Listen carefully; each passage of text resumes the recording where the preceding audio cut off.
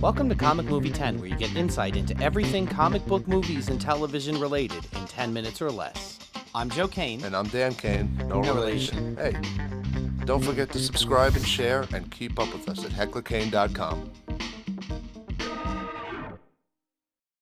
On today's episode, we're going to be talking about symbols on our superheroes. There's a lot of symbols out there, but some of the Marvel ones aren't as known throughout history. Some of the DC... They seem to be just not as prevalent as the DC symbols. Right. Like I'm wearing a Batman shirt right now. You're wearing Invincible Iron Man. They have to kind of put the whole Iron Man on your shirt. Right. For me, this is a Batman shirt. It's a Batman symbol. But, I mean, and that's one of many Batman symbols. Sure, but it's been recognizable throughout the years, even though it's evolved. Right. But like we were saying, I think that there's nothing more legendary than the Superman symbol. Absolutely. I think that is number one, the most iconic symbol that you see, and you just go, oh, that's Superman. Look at that. Right. But it's not just him. It's some of his other DC superheroes like Batman. The Flash, the Lightning Bolt is one of the most recognizable. Green Lantern, one of the most recognizable. Absolutely. Wonder Woman, one of the most recognizable. Basically, the whole Justice League that you hit is super recognizable. Even down to like Robin, we were saying. Right. Robin has that iconic R in the circle, but you know it's Robin immediately at looking at it. Right. There's a whole bunch of the gallery of the Batmen, we'll say, that have kind of spin-offs of the bat symbol that you still look at and you go as the bat symbol. The bat symbol. Even Batgirl's small bat, you could tell that it's Batgirl's bat symbol. It's a feminine bat. Yeah, I mean, you could tell that. And I think Marvel, with the MCU movies and everything, some of the symbols in Marvel have become more known now, but not so much in the past, like the shield symbol. The Avengers, the A symbol on the Tony Stark's building in New York. Sure. These are things that are starting to become known. You mentioned one that is recently become known. It's recently become known, and it simply was like thrown out there because of the tail ending to the Avengers Infinity War. Right. We had the post-credit scene, and the only thing we saw was the symbol from Captain Marvel, and the world went nuts. We went, okay, we got this. Look, it's Captain Marvel. So is it as recognizable? It's recognizable, yes, but as recognizable as the DC stuff? No, I don't think it's as recognizable as the DC stuff. I will say, to me, the most recognizable Marvel symbol that can rival some of those DC people is the Punisher. It's simple. It's simple. That skull, everybody knows that's the Punisher. Yeah. I think that more than any other Marvel symbol has that effect that you look at and you know that's who that's for. Sure. Even though Punisher isn't as known as Superman and Batman, but who is? Yeah. So. Well, that's the thing. DC has come up with these legendary icons that have legendary symbols on their chests. And it's kind of a formula. Like if you have this symbol on your chest, you're gonna go X, Y, and Z, and this is gonna be part of your bigness. Wonder Woman has a great symbol that the two W's. double W's. Yeah, the double W's. And it's very iconic, and you can look at it and you go, okay, that's Wonder Woman immediately. Is she wearing that on her chest per se? It's not like a contained symbol like the Robin symbol or the Batman symbol or the Superman symbol. Yeah. But you still recognize it immediately and associate it with her. Right. Another well-known Marvel one is Fantastic Four. That's not for one person; it's for a group. Well, that's debate. You got the Fantastic Four. You got the X-Men. The X in the circle. Yeah. These are different logos that you go. Okay. Well, yeah, these fit. Right. I get it, but they're for a team. You don't specifically identify with the one character. Right. Well, you have Spider-Man, Spider, but you had an interesting take on why that might not be as recognizable specifically to Spider-Man. Well, here's the thing. When, obviously the whole storyline with Venom, that Venom took the black suit from Peter Parker and became Venom when he attached to Eddie Brock and several other people that he attached throughout the years. He had basically a morphed sort of Spider-Man symbol on his chest. Mm-hmm. I mean, if you're looking at something in black and white, do you know that that's specifically Spider-Man or something that's specifically Venom? Right. My 6-year-old son came in the room the other day with a black and white shirt on that had what I thought was a Venom symbol on his chest. And he turned around and he goes, Dad, this is Spider-Man. And I'm like, no, come on. And I looked on the tag, and sure enough, it was a Spider-Man symbol on it. Spider-Man symbol. Even though I'm the comic book junkie and the comic book, I won't say guru, but your 5-year-old son has surpassed you. My 5-year-old son has surpassed me because he looked on the tag first.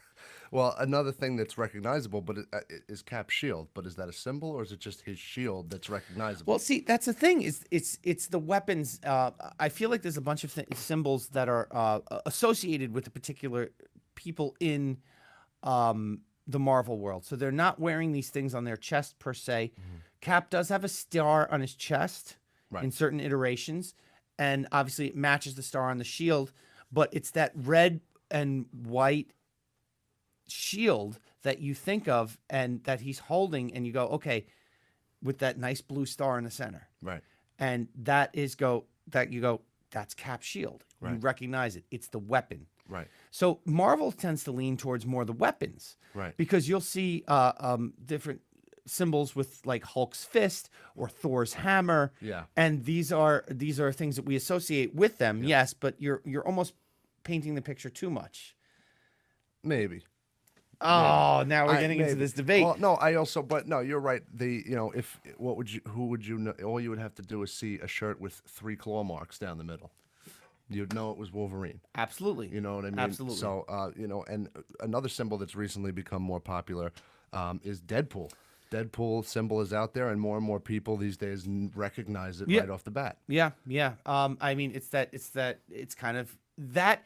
To me, Deadpool has been reinvented now to look at that, and you can look at that symbol and recognize it the same way you would look at a bat symbol. And to me, the reason is it's the simplicity of it. It's a simplicity thing. He wears it on his belt buckle. Right. It's the 2 half moons in black over a red background with eyes. Right. I mean, it's something that is very immediately recognizable because of what it is. Right.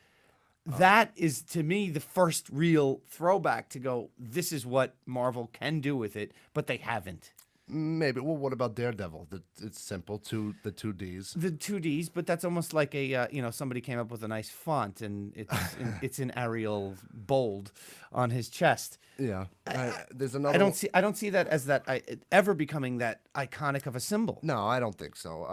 I don't think so at all. I think, like I said, Punisher from Marvel is the most recognizable, at least Absolutely. to me. Closely followed by Spider-Man.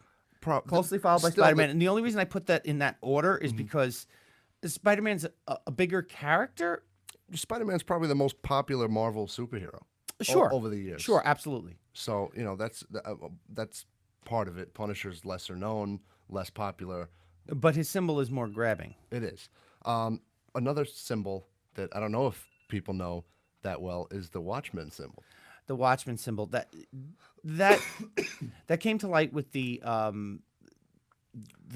movie that came out, and it's that button. It's the button with the little bit drip of blood on it.